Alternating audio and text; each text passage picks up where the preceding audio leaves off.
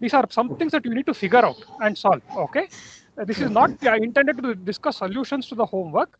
If there are conceptual problems, that's what I want to discuss here. Okay, so Mukund Mitra had a question. Yes, sir. Good morning, sir. Good Sir, morning. I have a doubt regarding that swash plate concept, sir. Hmm. Sir, in the class, we have taken the B1 frame to calculate, to apply the Euler's equation and all Hmm. those. So, sir, for that very particular problem, you have told that we have taken the B1 frame because omega z is fixed because of cylindrical symmetry in the B1 frame. But, sir, Hmm. but I didn't understand that how omega s is fixed with respect to the B1 frame. Means, Well, omega s is aligned along the ZB2 axis or the ZB axis. Do you agree with me? yes, sir. And ZB2 and ZB1 are simply tilted with respect to one another by a constant angle theta. Mm, yes, sir. So Yes, sir. the B2 axis therefore is also a fixed axis. It doesn't change with time in the B1 coordinate system. It always stays at a fixed angle theta with respect to the Z axis. That's it. And it always stays in the exact plane of the B1 coordinate system. You agree with me? Okay. Yes, sir. Yes, sir. Now I got. And Means, now therefore that's why omega Z and omega S are therefore going to be fixed vectors in the B1 coordinate system. yes, sir. Okay, sir. Sir, I was thinking that omega is must be having some component in the B1 frame or something like that. So that's It will have components. I mean, omega S will have X and Z components in the B1 coordinate system. It is just that those components do not change with time. They are time. fixed vectors. That's all. Yes, sir. Yes, sir. Okay, sir. Okay. Yeah. Yes, sir. Thank you. Yeah. So I think it is 10 o'clock now. Was there any other question? If it's a short question, I can answer it. Otherwise, let us get started with today's material because I need to leave a little early today on account of some personal constraints. So let me just get started with today's lecture. Let me share the screen. Um,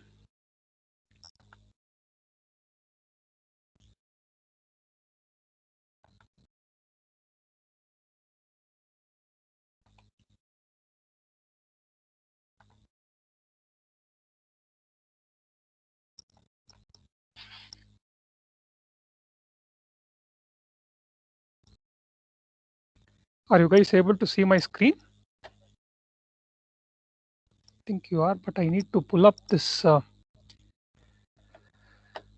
projector. Please give me a few minutes.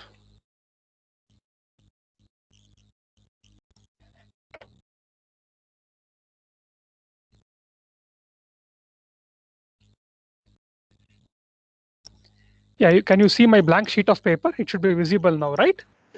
Yes, sir. Okay. Yes. Yeah. So we will continue our discussion on dynamics of multi-body systems. But this class also we will not really be writing down the dynamic equations because we still need some kinematic relationships to be figured out. But nevertheless, I shall title this lecture as Dynamics of Multi-Body Systems.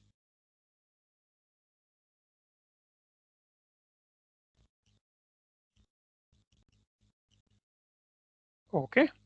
So in the first lecture, which was the previous lecture, last Thursday's lecture, not counting the special class that we had on Saturday, we looked at the significance of multi-body systems. Practically every engineering system is at some level a multi-body system, and they are all comprised. And one of the most important of multi-body systems to us mechanical engineers are mechanisms, which are kinematic chains, interconnections of rigid bodies, where the rigid bodies are interconnected through joints. And we started with an example of a kinematic chain, namely the power train of a automobile, and then used that as a example to signify the relevance and the significance of kinematic chains. Subsequently, we talked about how you can create a kinematic chains, and you create them by taking some rigid bodies and connecting them by means of joints. And then we talked about how joints are classified as lower pairs or higher pairs, depending on whether they make surface contact or the point contact or line contact. between the the mating rigid bodies. Then we also talked about how once you have these joints, how you can connect these rigid bodies to either make a serial kinematic chain or a parallel kinematic chain.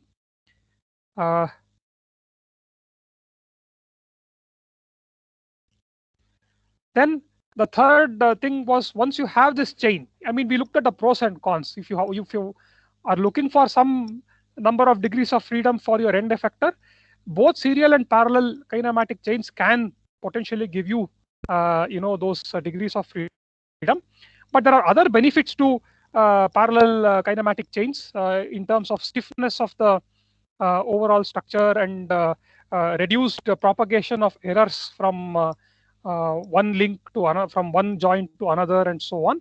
So those are therefore the attractive features that motivate us to use parallel kinematic chains. Regardless of which one we use, we saw that we could obtain the number of degrees of freedom for this kinematic chain by using Grubler's criterion. And we gave some examples of over-constrained mechanisms where Grubler's criterion might predict that it has no degrees of freedom available, but because of special geometric relationships between the different links that there are in the the mechanism, it is possible for that mechanism to still move. And then finally, we talked about the homogeneous transformation matrix.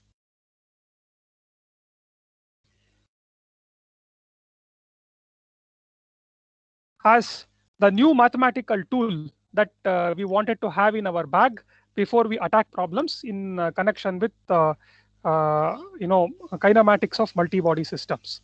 And the reason we wanted to do that was because in the case of a single rigid body, the offset between the inertial frame and the body fixed coordinate system was not really relevant. That offset did not decide on the forces that the rigid body was experiencing.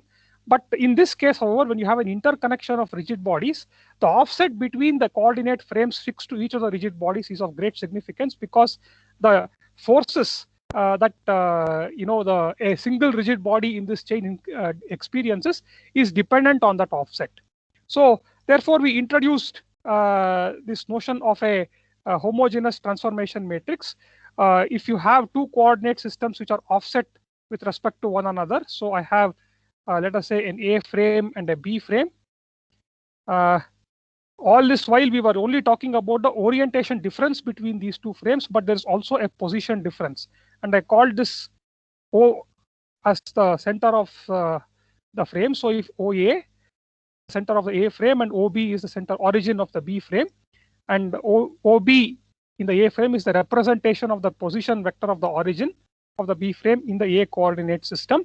So for any point, any general point P, in space, I can represent it in the A frame or in the B frame. And it turns out that the representation of that point P in the A frame is offset from the representation of that point P in the B frame, in addition to being rotated with respect to that other representation. So this was the familiar one when the two frames had coincident origins. But in addition to this, we now have this extra term.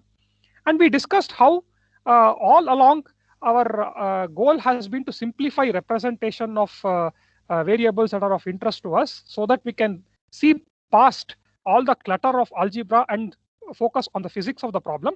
And in that same spirit, therefore, we were not happy with now having to remember two symbols that contain information about the difference between these two coordinate systems. Consequently, we went about inventing a new vector, which is the concatenation of the original position vector with a unity. So it's a 4x1 vector. And this invention of that new vector allowed us to connect the point's representation in the A frame to its representation in the B frame by means of a single symbol, a single matrix whose elements were these. It was R of B with respect to A, and then O of B in the A coordinate system, and then there is a 1 here. So at the bottom, you have 0, but I should be very careful. This is not a scalar 0. This is a 3x3 matrix. The rotation matrix is a 3x3 matrix. This is a 3x1 vector. the position vector O of B with OB in the A coordinate system is a 3×1 vector. So therefore, the top two columns, when put together, when juxtaposed in the manner that we have done, results in a 3×4 matrix. Okay, and then I have a scalar 1 in the bottom. So I need to have a 3×1 vector of zeros so that I get a 4×4 matrix. So there are 3 scalar zeros and 1 scalar 1, and these 4 put together comprise the last row of our matrix that relates this concatenated position vector PA to that of PB, and we call this as the homogeneous transformation matrix T of B relative to A.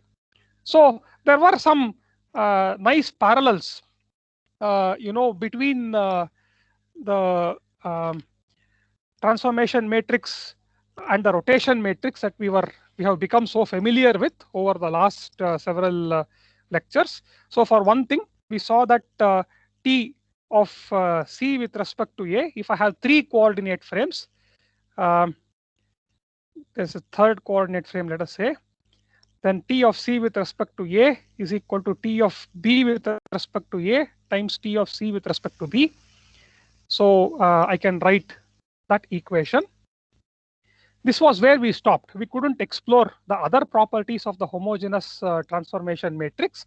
We shall explore a couple more before we use it to understand the kinematic relationships for mechanisms with parallel and serial kinematics or parallel and serial kinematic chains. Okay, so from this, if C corresponds to B corresponds to A, in other words, if we are talking of the A frame itself all the time, then we see that T of A with respect to A by definition is going to be an identity matrix. The rotation matrix is going to be an identity matrix, and the offset in the origin of A with respect to the origin of A by definition is going to be 0. So this O of C with respect to A will be 0. So on the left hand side, I would get an identity matrix, and that will then be equal to T of B with respect to A times T of C with respect to B, which is nothing but C of A with respect to B. Okay, so this gives us that nice identity that T of B with respect to A is equal to T of A with respect to B inverse. This is not any different from the relationship that we obtained in case of rotation matrices. The same relationship is also valid here. Now, what is the structure of this particular expression here? What is T of A with respect to B? Okay, one thing we can do is actually crunch, do the algebra the hard way and obtain the structure of T of B with respect to A. So if I'm given a 4×4 matrix, I'm sure our mathematics teachers have taught us very well how to obtain the inverse of that matrix. That is one way to do it. But there's a much simpler way and a more intuitive way to obtain the structure of this matrix T of A with respect to B. So what is the physical? And that is from the physical interpretation of T of A with respect to B. Okay. So let us just show the A and B frames here. This is the A frame and this is the B frame. Okay. So what is the physical interpretation of T of B with respect to A? This matrix contains some 4 numbers which have nothing to do with the relationship between these two coordinate frames at the denominator at the bottom. Okay, so this last row is of no significance in relating this. We have padded that up only to make this a nice looking 4×4 matrix. That's all. But this here, the 3×3 here, contains information about the rotation, relative rotation of orientation of B with respect to A. So this is R of B with respect to A. Now, and the other column here contains information of the position of the origin of B, which is called OB, represented in the A coordinate system. Going by the same logic, what is T of A with respect to B? It's exactly the same thing. The meaning doesn't change. It's just that the values change. So T of A with respect to B is nothing but the orientation of A with respect to B. So R of A with respect to B. And we know how that is related to R of B with respect to A. One is the inverse of the other. Okay. And then the second row is the orientation, is the second column here, the column beside this rotation matrix, is the position of the origin of the A frame with respect to the B frame, represented in the B coordinate system. So this is the origin of A represented in the B coordinate system. This is the definition of T of A with respect to B. Right? Now, of course,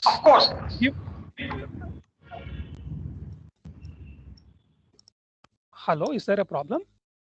There was some crosstalk for a few minutes. Sorry. Now, the expression for R of A with respect to B in terms of R of B with respect to A is known very well. So we can replace that right away. Now, what is OA represented in the B coordinate system? See, what is OB represented in the A coordinate system? It is this particular vector starting from here, ending here, represented in the B coordinate system. What is OA represented in the A coordinate system?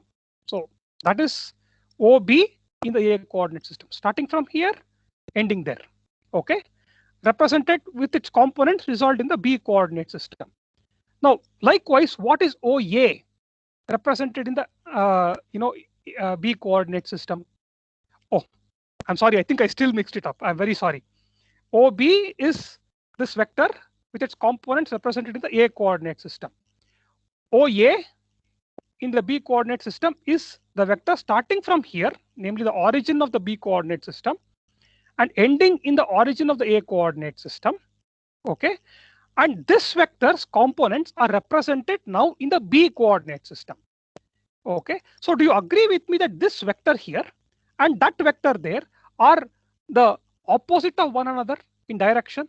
So therefore, this vector and that vector are opposite to one another, and the representations are connected by the rotation matrix between A and B. So therefore, OA represented in the B coordinate system is minus of OB represented in the A coordinate system, ideally, because the direction is the same vector but pointed in the other direction. Okay, but when I'm representing it in the B coordinate system, I have to multiply this with R of A with respect to B. Okay, so this is OA represented in the B coordinate system. So if I'm given the first vector, the position vector of the origin of the B coordinate system represented in the A coordinate system, then I can obtain the position vector of the A coordinate system represented in the B coordinate system using this expression here.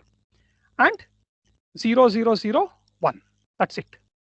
Right? So in other words, this is again, I can replace R of A with respect to B with R of B with respect to A inverse. So this is R of B with respect to A inverse times minus of R of B with respect to A inverse times O of origin of B represented in the A coordinate system 0, 0, 0, 1. So this is T of A with respect to B. So you see here that without actually crunching the numbers, just by physical arguments, just by understanding what the meaning of the entries of this matrix are, I can directly obtain the inverse of T of B with respect to A. Okay. Any questions about this? All right. So I think, yes, Subhadip Sahu has a question. Yes, sir. Good morning, sir. Good morning. I have a question that that you have multiplied RA with respect to B. Sir, will you please say that term, why we have multiplied that term? This one. Yes, sir. Yes, sir. Okay. Is this clear? Is the reason why I put the minus sign clear to you? Yes, sir. Please. Yes. I'm putting the minus sign because I'm talking about a vector that is starting here and ending there. But now I want to represent that vector in the B coordinate system. I know the representation of that vector in the A coordinate system. What is that representation? It is nothing but minus of OAB. That is the representation of this vector in the A coordinate system. Do you agree with me? Yes, sir. Now, I want to now represent it in the B coordinate system. And this is a standard thing we have been doing all through the course. When I have the representation of a particular in one coordinate system, to obtain its representation in another coordinate system, I need to simply multiply the first representation by the rotation matrix that connects the two coordinate frames. And that rotation matrix is nothing but R of A with respect to B. And therefore, this would be the representation. So, or maybe I should write it better. R of A with respect to B times minus of OAB is what I would have, and that's exactly the same term here. Is that clear? Yes, sir. Clear. Thank you. Okay. Yeah. Thanks. Any other questions?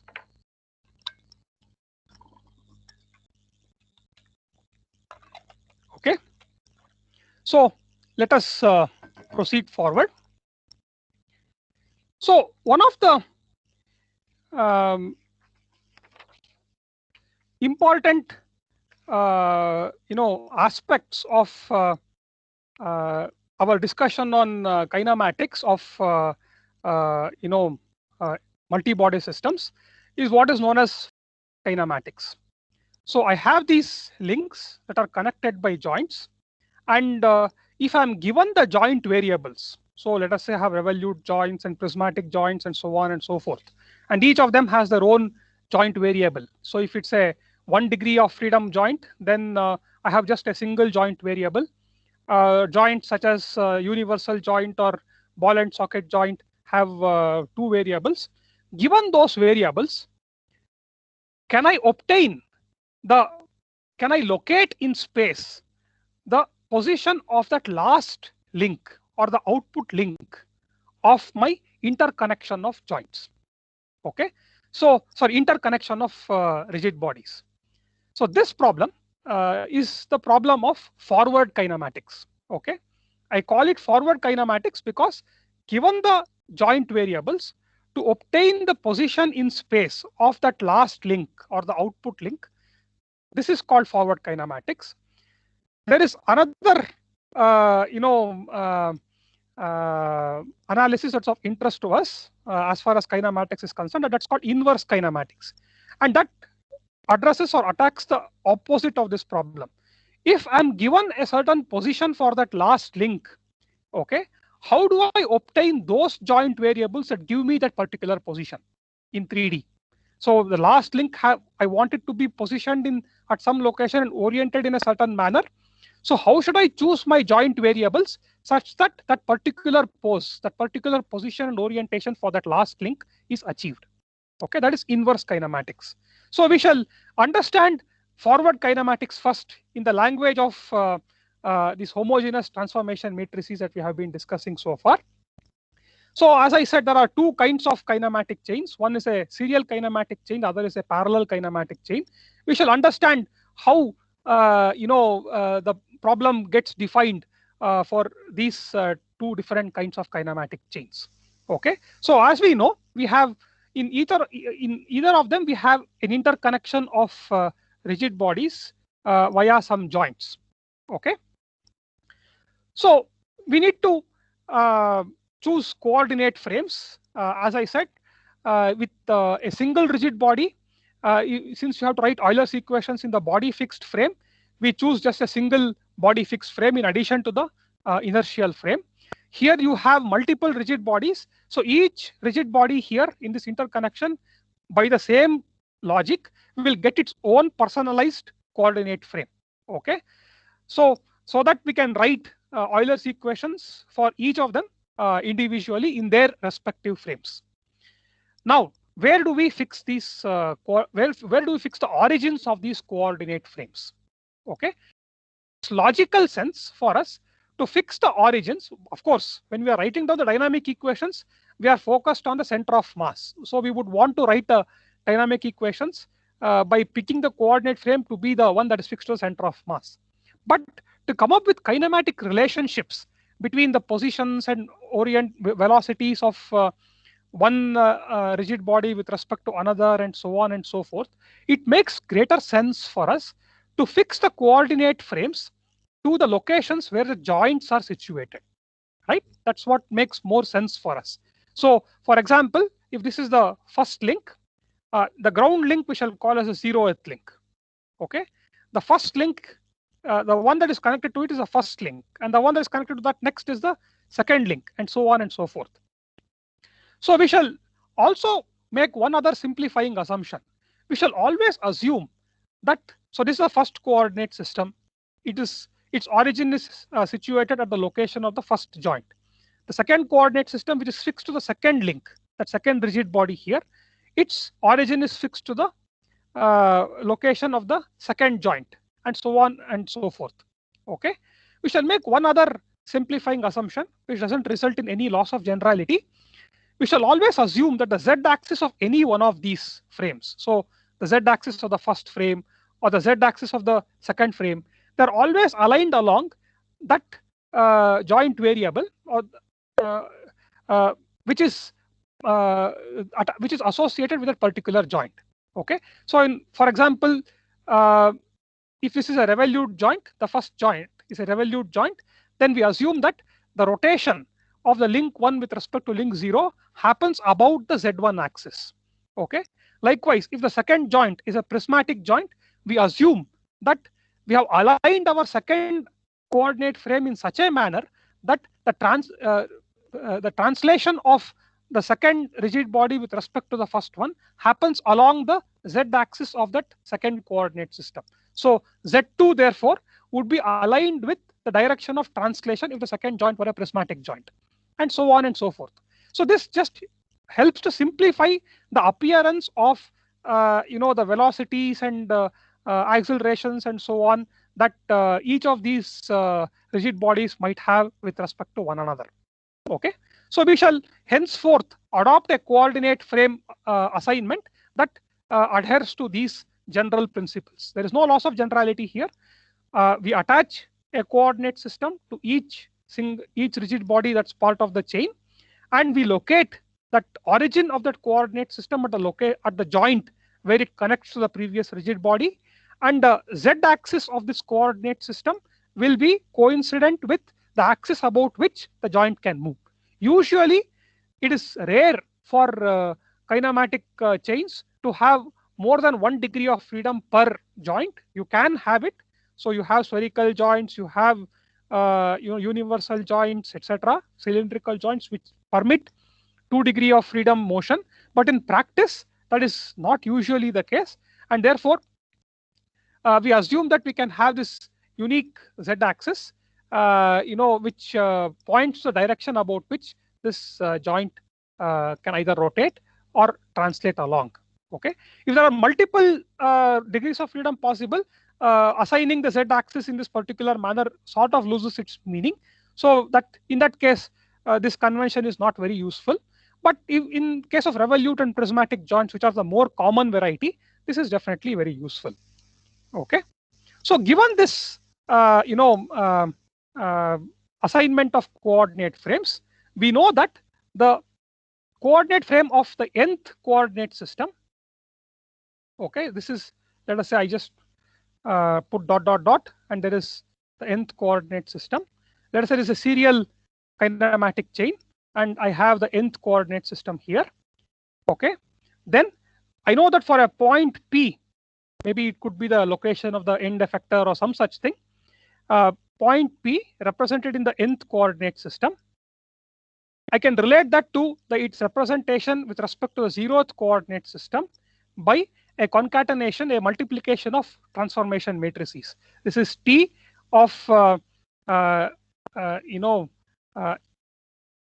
n with respect to n-1, and T of n-1 respect to n-2, and so on and so forth. Ultimately, I get T of 1 with respect to 0.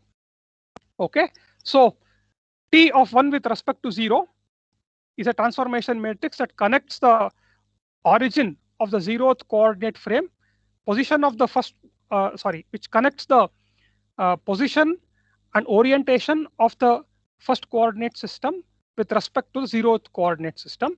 So if the first coordinate system therefore is a revolute joint, and the 0th coordinate system, which is the inertial coordinate system, is assumed to be coincident with the first one and is aligned in this particular manner, then T of 1 comma T of 1 with respect to 0 would be a rotation matrix which captures the joint variable theta 1, which allows for change of orientation between rigid bodies 1 and 0, and the position offset will all be 0, and then I would have the other entries 0, 0, 0 and 1 at the bottom. Okay. Similarly, if the second link is connected to the first link by a revolute, a prismatic joint, then to start with, this prismatic joint may be offset in orientation with respect, to start with, this coordinate system attached to the second rigid body may have some orientation difference with respect to the first coordinate system. Okay, this orientation difference will not change with time. Okay, it will be a fixed orientation difference which has to do with the geometry of the first link. Okay, and the way I have picked the coordinate frame for the second link. So there may be a rotation matrix here also. Okay, R of 2 with respect to 1.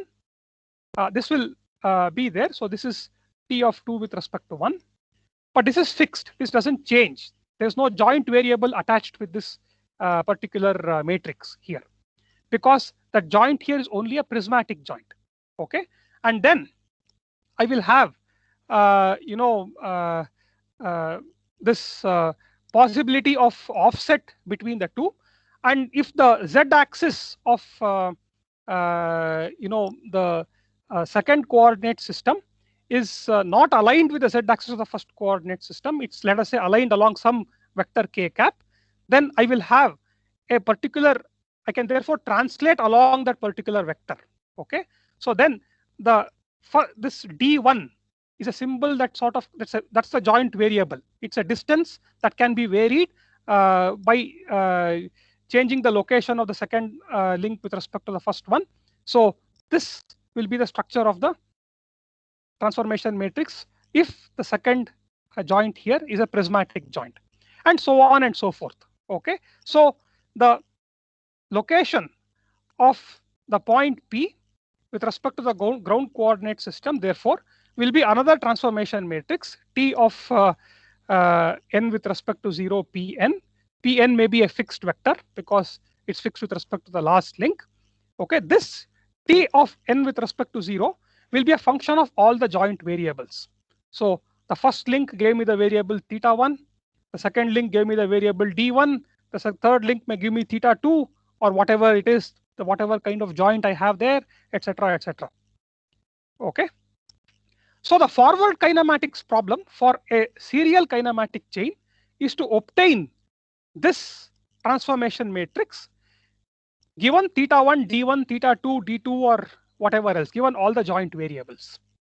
And you see that this problem is a simple problem, because the moment I give you theta 1, d1, and so on, all I need to do is simply plug it into these formulae and compute the rotation matrix theta 1, and then the distance d1 k cap, etc., etc.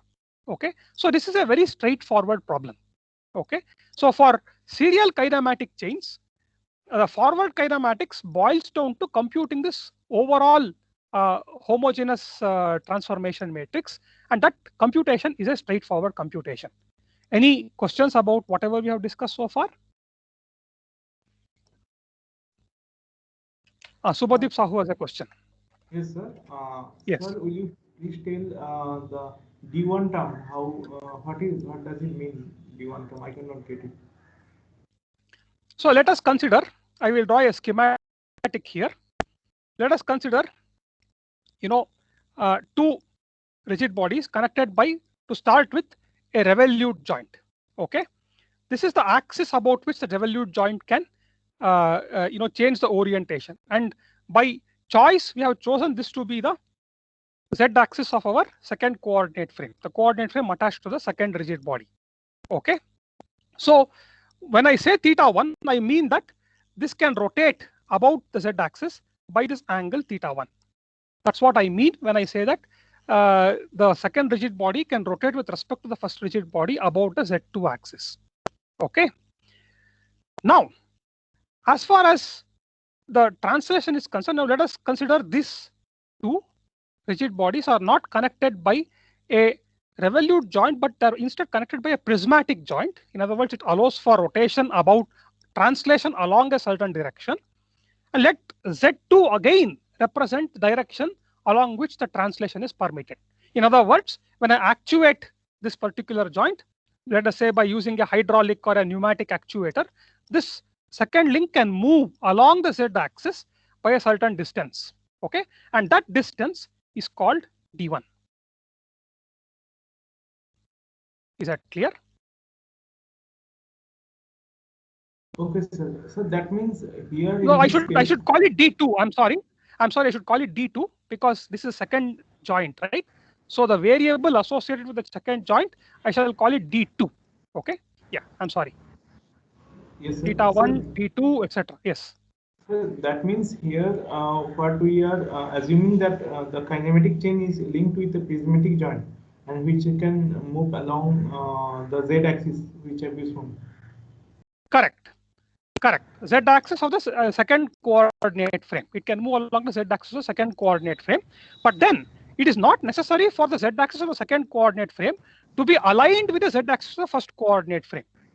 Right? So remember that this is the position of the origin of the second coordinate system with respect to the first one. And this vector can, and the direction in which this moves, okay, need not necessarily be aligned along either x or y or z axis of the first coordinate system, and therefore I've represented this as a general vector k cap. Okay. So, but in this case, only rotation is happening. Then the joint will not be there. If the movement of the second link with respect to the first link, then the joint will not be there. It will dismantle the joint. So how can the nature of the joint is that it permits for displacement of one link with respect to another along a particular axis. It's still a joint. It constrains all other kinds of motion. You cannot rotate this with respect to the first one. That's not possible. You cannot displace it in any other direction. It can be displaced only along this axis. Okay, that actuator is such that it can displace it only along that axis, and therefore I can represent any position of this other coordinate system with respect to the first one by means of a matrix that looks like this. Oh, that means we are assuming the joint is like that. Okay. Yeah, that's the nature of the joint. Just I think you have no difficulties in understanding a revolute joint, right? It permits rotation about one axis between the two rigid bodies. You just extend that to translation. That's all. This joint constrains all other degrees of freedom and permits only translation of one rigid body with respect to another along a particular axis. That's a prismatic joint. Okay. Okay. So Rishikesh has a question.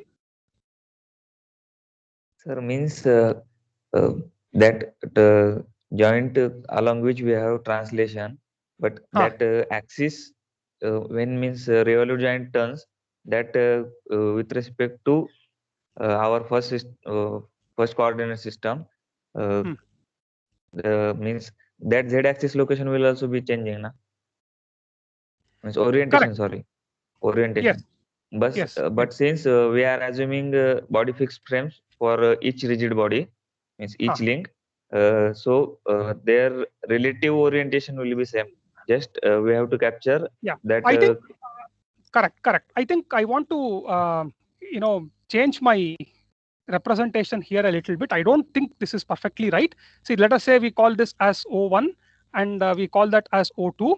Okay. The position when this has been displaced by D2, the coordinate frame's origin goes there, right? It goes from here to there. So therefore, it is D2 times K cap plus the original offset that already existed between the origins of the two coordinate systems. I can call that D0 or something, which is a constant, which will not change. Okay, based on the geometry, there's already some offset between the origins of the second coordinate system and the first coordinate system, even before we start to actuate this second rigid body. Okay, that is captured by this term d naught here. Is this clear?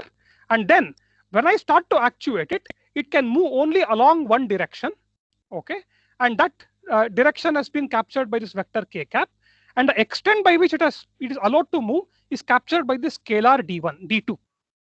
Okay, is that clear? Maybe Okay. this d naught is a vector. Means, sir, that k vector, it is represented in second coordinate system, na? No, the k vector is the z-axis of the second coordinate system represented in the first coordinate system. Okay. Okay. Yes.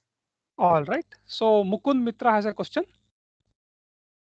Yes, sir. I'm asking that R of 2 with respect to 1, sir. For that, we need to calculate the angle from the inertial frame or directly or with respect to the first link. With respect to the first link, right? By definition, R of 2 with respect to 1 is the orientation of the second frame with respect to the first frame. Inertial frame doesn't come into the picture in calculation of R of 2 with respect to 1. So, sir, if we directly calculate, sir, suppose we directly calculate it with respect to the inertial frame, so we could get T of 2 with respect to 0 directly, we could get, no? But how do you see what you are given are these joint variables? What you can measure are these joint variables, right? So when you have, yes. if you have motors and so on connected to each of these joints, by using encoders and so on, you can tell the relative orientation of one rigid body with respect to another. That relative orientation information is available to you, not the absolute orientation of the rigid body with respect to the ground frame. Yes, sir. So how do you represent the absolute position and orientation using these relative positions and orientations? That is what is accomplished by this homogeneous transformation matrix, this overall thing here. Okay. Yes, sir. Yes, sir. Okay. Rajpal Yes, Singh has a question. So since we have attached our coordinate system to joint, and every two adjacent coordinate systems should be offset by a length equal to length of the joint. So even if we have a revolute joint, shouldn't there still be an offset equal to the length of joint for T10? Well, we have chosen the coordinate frames of the 0 frame and the first frame such that their origins are coincident. Okay. Yes, sir. in general, if I chose my 0 frame here, okay, instead of choosing it to be coincident with that first joint, you are absolutely right. Okay, I had that freedom only for the 0th joint, a 0th frame. I could choose it to be coincident, its origin to be coincident with that other first frame. But, I could choose it anywhere else, in which case this will be a non-zero entry. You're right. The 0th frame is an inertial frame, and the first frame is the body fixed frame. Is the body fixed frame of the first rigid body. Okay, sir. And the 0th frame is just an inertial frame attached to the frame itself. Attached to the ground. Yes. Yes, sir. Yes. Okay, sir. Okay. Mukund Mitra has a question. Oh, he has not lowered his hand probably. So we will proceed. So, yeah, okay. So the forward kinematics of a serial kinematic chain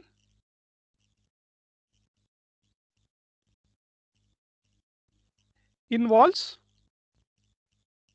obtaining T of n with respect to 0. And that's a straightforward computation. Okay. With a parallel kinematic chain, however, this computation is not straightforward. So let us take an example to illustrate this point. Okay. So let us say I have a 4-bar mechanism. So I have 3 rigid bodies, and the 4th one is the ground. Okay. So I have the 0th frame that is fixed to the ground. Okay. Then I have the first frame which is fixed to the first rigid body. Then I have the second frame which is fixed to the second rigid body. I have a third frame which is fixed to the third rigid body. Okay. And I have the 4th frame which is fixed to the 4th rigid body, but this ends up being the ground frame itself. Okay. So this is the, let us say I'll assign it in some way. 4th rigid body, 4th frame, sorry. which is the same as of which is just a constant offset from the 0th frame. Okay, so T04, I can calculate it using two different techniques. I can go along this route here, or I can directly go there, and I should get the same answer, right? So when I go from here to here directly, I know that T04 will be some constant because this fourth frame is again a body is fixed to the ground. So when I am fixing it to the ground and the first 0th frame is also fixed to the ground, at best I can have a position offset and an orientation offset that does not change with time. There is no joint variable attached to this thing. So it will just be some constant matrix, 4x4 matrix, right? So that is one way in which I can compute T04. Okay. The other way I can compute T04 is to go along this loop. So I can calculate T. Yes. Can you please explain that again, sir? Yes. So this is a parallel kinematic mechanism. You agree with me on that? So if I move one of these rigid bodies, all others also move. So that there's a kinematic loop here, right? Now, how do I calculate T04? Let us say, or T03, any one of these things. I can go this way and calculate, and I can go that way and calculate. Okay, and the two should end up being the same. When I calculate T04, I can go from here to here, from here to there, from there to there, and from there to here. Okay, and I have four homogeneous transformation matrices along the way. So T01 is a function of θ1, T of 1 with respect to 0, T of 2 with respect to 1 is a function of θ2. So if this angle is θ1 here, and this angle is θ2, and that angle is θ3, let us say, and this final angle here, however I define it, is θ4. Then T of 3 with respect to 2 will be a function of θ3, and T of 4 with respect to 3 will be a function of θ4. This is one way in which I can calculate T of 0 with respect to 4. And if I do this calculation on the right hand side, I also get T of 0 with respect to 4, but that will be a function of all these four joint variables, θ1, θ2, θ3, θ4. It will be some trigonometric function, cos θ1, sin θ1, etc., etc. will all feature in this expression on the right hand side. Okay. On the other hand, I can also compute T04 directly by looking at the position and orientation offset between the 0th frame and the 4th frame. Remember that both these frames are frames fixed to the ground. Okay, the ground is the fourth link in our 4-bar mechanism here, and I have just assigned two separate coordinate frames for the same rigid body, namely the ground. Okay, the one is the 0th frame, the other is the 4th frame. Therefore, these two frames can at best be offset from one another by a certain constant angle and by a certain constant distance. So this distance is going to be the distance from the origin of this to the origin of that one, maybe that one. And if I've chosen the axis of the 4th frame different from the axis of the 1st frame, then there will be some orientation difference also. So that will be a constant. Okay. So on the left hand side, I have a constant, and on the right hand side, I have some function of θ1, θ2, θ3, θ4. So what this means is that I cannot arbitrarily choose θ1, θ2, θ3, θ4. They have to be chosen such that they satisfy this particular constraint. Okay, so it should be this particular function of these four joint variables should be a constant. Okay, this constraint equation, whatever is a solution to this constraint equation, are the only thetas that are possible in this particular mechanism. Okay, so I will end up having in this particular case, I think I'll end up having 3 constraints, and therefore I'll have only 1 degree of freedom. I can choose only one of them independently, maybe θ1 alone independently. The others will get fixed by virtue of this particular equation.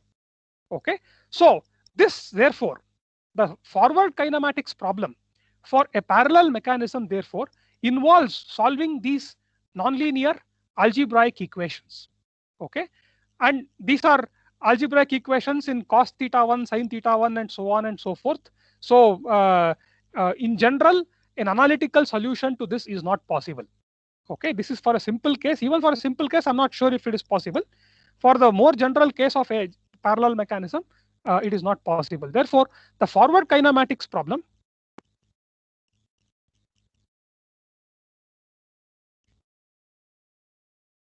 for a parallel kinematic chain involves more computation and is in general more difficult compared to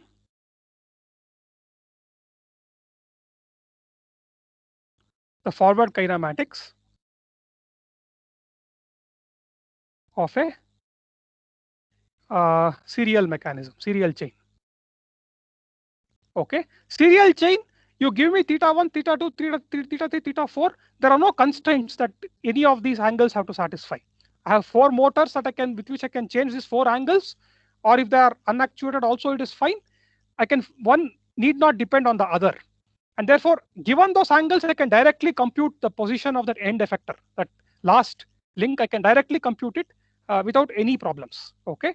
Whereas with parallel kinematic chains, they need to satisfy additional constraint equations, and those constraint equations are nonlinear algebraic equations, which generally admit only numerical solutions, and there could be multiple solutions also. So one needs to sort through all of these things before obtaining the joint variables, the other 3 joint variables given one of them. Okay, so the forward kinematics is more difficult. What is inverse kinematics? Inverse kinematics is, let us take the serial kinematic chain. Okay, so suppose I am given a certain position. Okay, I want this P represented in the 0 coordinate system to be something. Okay, what should the joint angles, the joint variables be? Theta 1, d2, theta 3, etc., etc. What should they be such that I get the same position? Okay, such that I get a specified position for that end effector. So this is the inverse kinematic problem, and you see that the relationship between that position on the left hand side and the angles here on the right hand side is again governed by nonlinear algebraic equations, right? So if I'm given theta 1, d2, theta 3, I can easily calculate, I can multiply easily and obtain the corresponding position in 3D.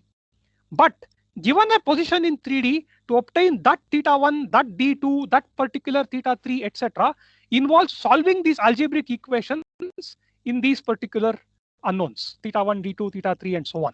And that again is a difficult task. Okay, so inverse kinematics, therefore, even for a serial kinematic mechanism, is a difficult task because it involves mathematically difficult. Okay, because it involves determining these by solving nonlinear algebraic equations. So you will have cos theta 1, sin theta 1, etc., etc. All of those terms will be there on the right hand side. All of those terms, when summed up appropriately, should give me some particular desired position vector here. Okay, so that equation is a nonlinear equation in theta 1, d2, theta 3, and all of that. Okay, so it can admit multiple solutions. There can be no solutions. So again, one has to work through all of these special cases as well. One has to prepare for existence of all of these special cases as well when trying to solve the inverse kinematics problem for serial mechanisms. The inverse kinematic problem for the parallel mechanism is, the statement is the same. So let us I have a parallel mechanism and the end effector, and I tell you where the end effector is located. I want you to tell me what the joint variables are that give me that particular end effector location. Now, as you can imagine, if the forward kinematic problem itself was more difficult for a parallel chain, the inverse problem will also be equally difficult. Okay, there are some special mechanisms for which the inverse kinematic problem does simplify, but in general, for a parallel mechanism also, the inverse kinematic problem is a difficult one. Okay, computationally difficult with multiple solutions that are possible or even no solutions. Okay, any questions? Okay, so with this, let us start with discussing the dynamics of these multi-body systems or dynamics of these kinematic chains. As you can see, I have already created a small amount of distaste perhaps for you guys. in relation to parallel kinematic chains. They're computationally difficult. Okay, so what I would do in this beginning course, the first course in rigid body dynamics and so on, is to set aside the discussion on dynamics of parallel kinematic mechanisms for the reason that I just mentioned. There are difficulties with computing all these joint variables on account of them having to satisfy these nonlinear algebraic equations. So I shall focus only on the dynamics of serial kinematic chains. Okay. Parallel kinematic chains, I think Professor Ghoshal discusses in his other course on fundamentals of robotics. So those who are interested can probably credit that course. In this course, in what I would discuss next, I would restrict myself to dynamics of serial kinematic chains. Okay.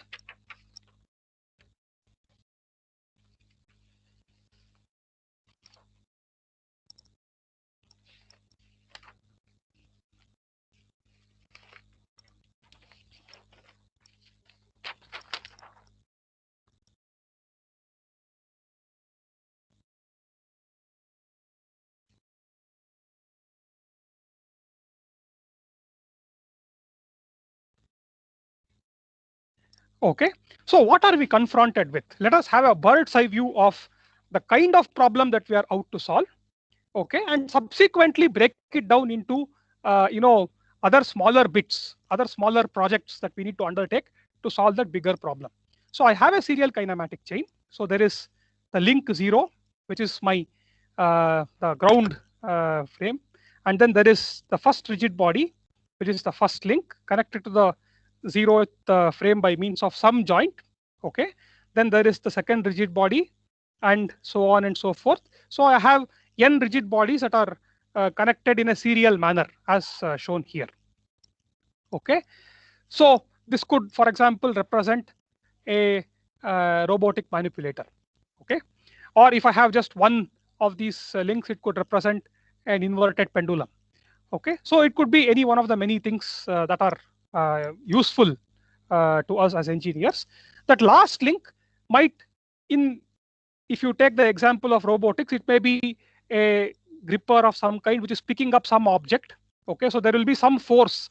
It's either used to weld something or to pick up something to place it somewhere else or whatever. So there is some load that it is experiencing as a consequence of its interaction with the outside world. Okay, so there's some external force that it is experiencing. Okay, and each of these joints might be actuated. So I might have, if this is a revolute joint, I might have a motor here. If it's a prismatic joint, I might have some pneumatic or a hydraulic mechanism here to actuate it, etc., etc.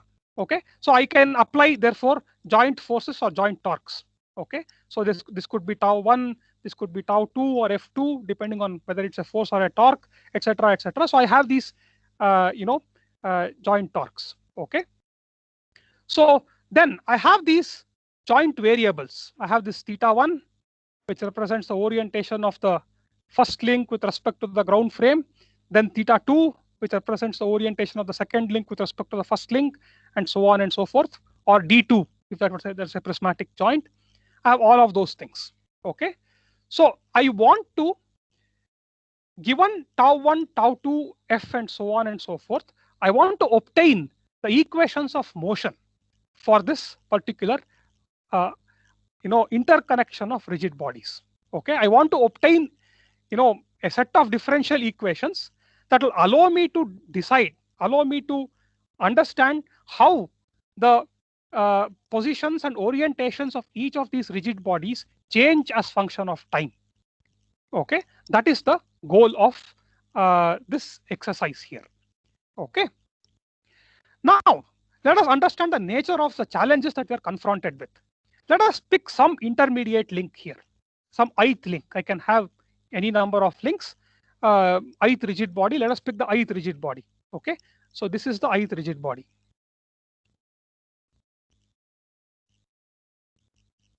So it is connected to the I minus 1th rigid body by means of a certain joint here, which is the ith joint. And there's one more joint somewhere else, I plus 1th joint.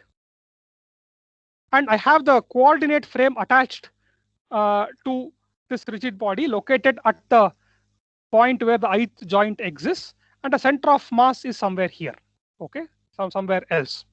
So if I have to write down the equations of motion, if I have a free body diagram for this rigid body, then I would notice that there will be some joint torque or joint force, that is acting upon it at this particular location. So I shall call the joint torque as M subscript I, and I shall joint force as F, maybe I plus 1, because it's I plus 1th joint. And here I have some Mi and Fi as a joint forces. Okay. So some of these, by the way, are just reaction forces, and some others are actual forces that I have control over. Okay. So by virtue of the fact that this joint constrains the motion between two rigid bodies, there will be some reaction forces also here, and some reaction moments, and then there will be some forces, for example, along the about the allowed degree of freedom. If I want to turn one rigid body with respect to another, I need to apply a certain joint torque or something. That's also contained here. Okay, so Newton-Euler's equations here will simply boil down to writing this sigma Fi is equal to Mi PCM double dot represented in the ith coordinate system. Okay, I would represent everything in the ith coordinate system, or in other words, M times VCM, maybe PCM comma I. I will represent it as VCM comma I, V dot represented in the ith coordinate system.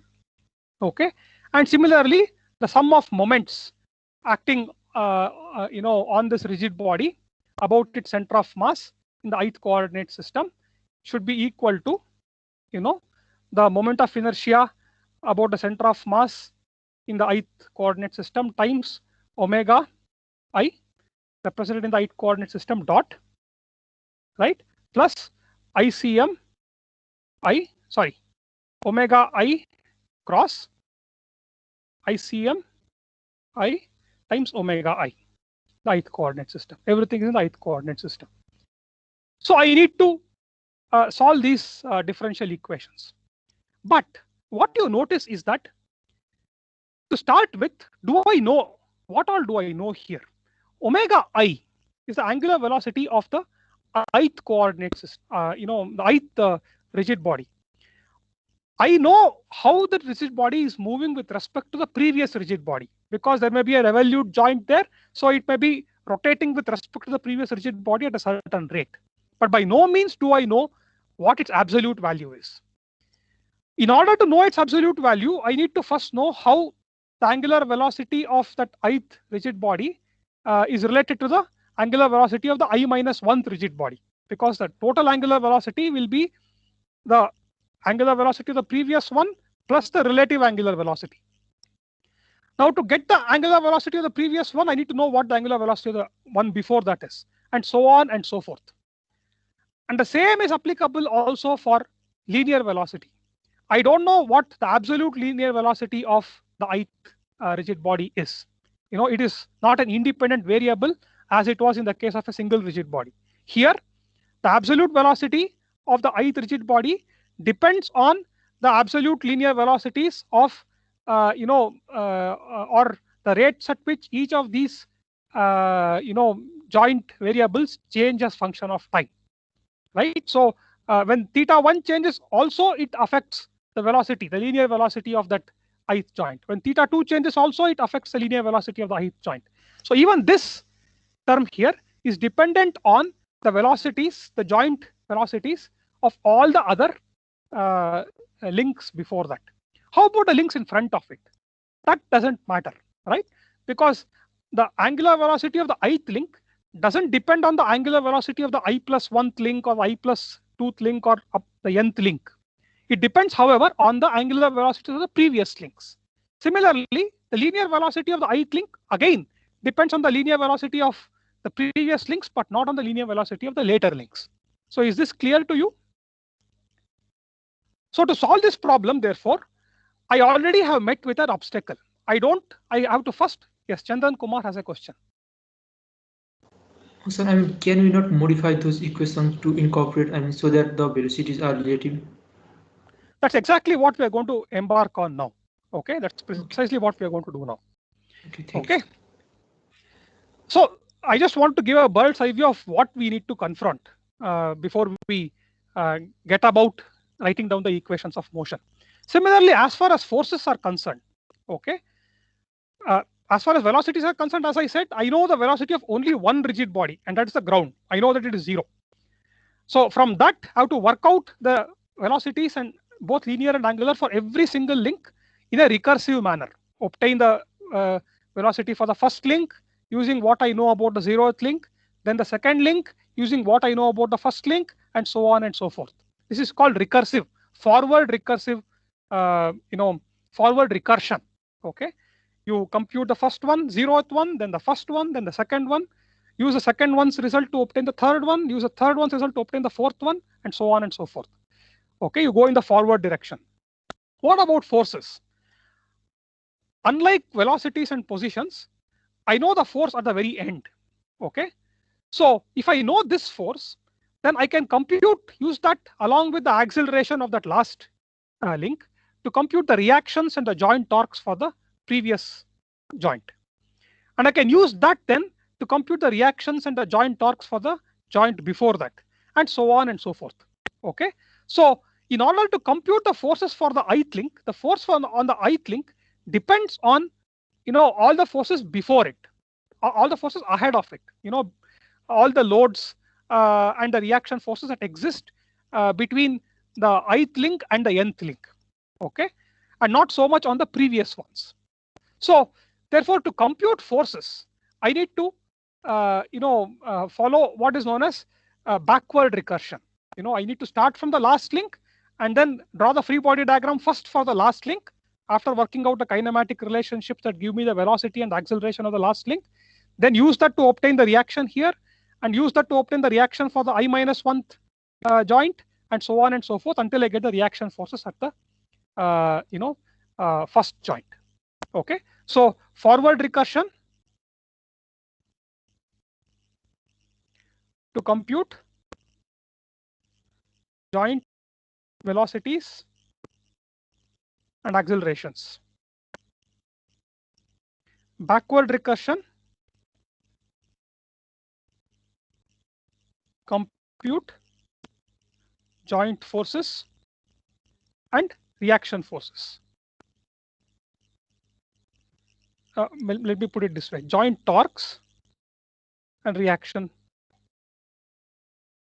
forces, joint forces and torque. I don't know. I'm not very familiar with the terminology used by the community. Joint torques and forces, and reaction joints and torques. So when I say joint torques and forces, I'm referring to those which you can control, and reaction torques and forces are those which are just as I said, they apply the constraints. Okay, so this is what is the job that is given to us. So any questions about this?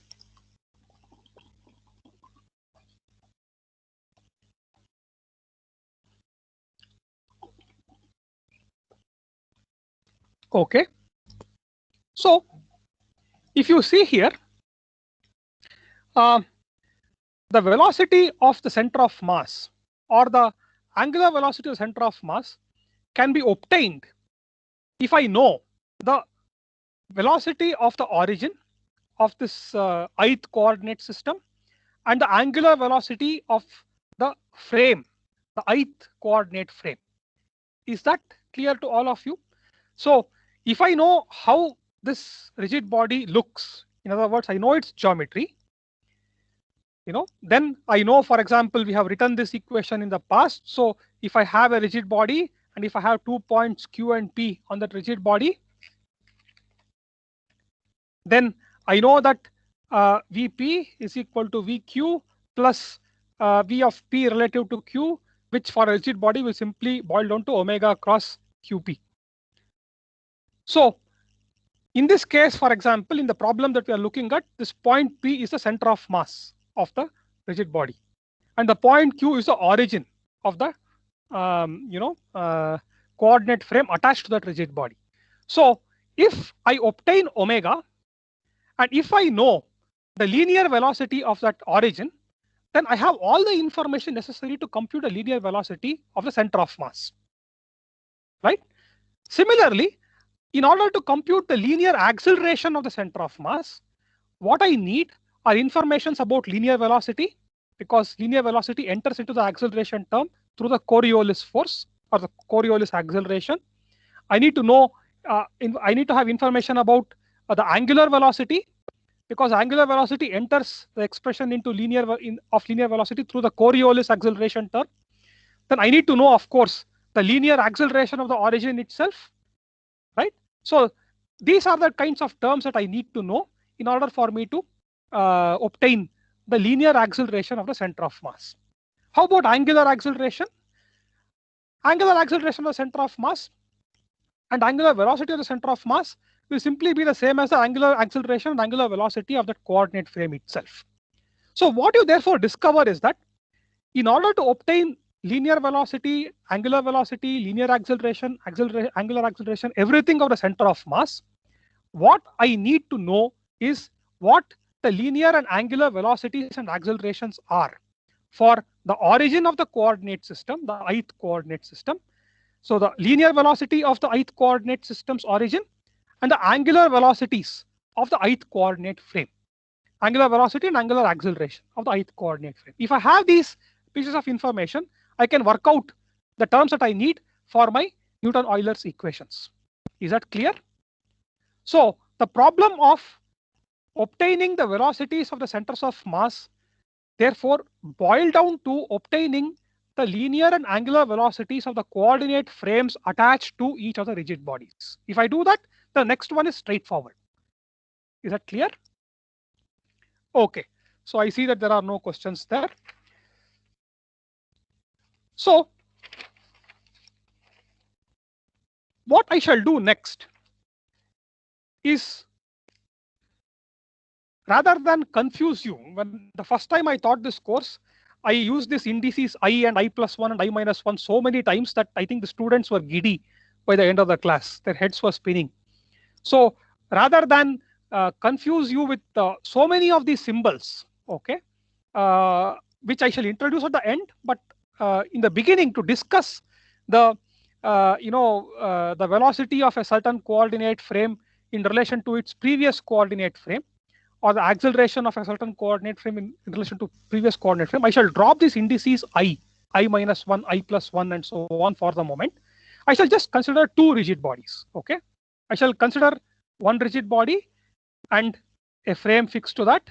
I shall call that the C frame. I shall consider a second rigid body behind it and a coordinate frame fixed to that, and I shall call that the B frame. I didn't choose A and B because we have always been using the A frame as the inertial frame. Therefore, I chose not to write that. So B is some intermediate frame. C is the frame next to that. Okay. That's I'll just consider these two because I'm interested in the velocity of this particular frame. When I say a velocity of this particular frame, I mean the linear velocity of its origin and the angular velocity and acceleration of the frame. Linear velocity and acceleration of the origin. Okay. Now, I shall just consider these two, and this depends on the linear and angular velocities of the previous frame. So therefore, I have the previous frame also included in the picture. I shall do this for two kinds of joints because these are the more popular joints, in practice. One is a revolute joint and other is a prismatic joint. So in case of the revolute joint, as I said, these two rigid bodies can rotate with respect to one another about the z-axis of the C coordinate frame. Okay, so that angle I will call that as theta. Okay, that joint angle, and the joint velocity will therefore be theta dot. So the velocity, the angular velocity, therefore, of the C frame with respect to the B frame will simply be equal to 0, 0 theta dot when it is represented in the C coordinate system. Okay. Likewise, if it's a prismatic joint, then the C rigid body can move with respect to the B rigid body along the Z axis. So I will write it as 0, 0, t dot. And this is going to be the relative velocity of the C rigid body with respect to the B rigid body represented in the C coordinate system. Okay. Now we shall proceed with obtaining the absolute velocities of the origin of the C coordinate frame with respect to the B coordinate frame.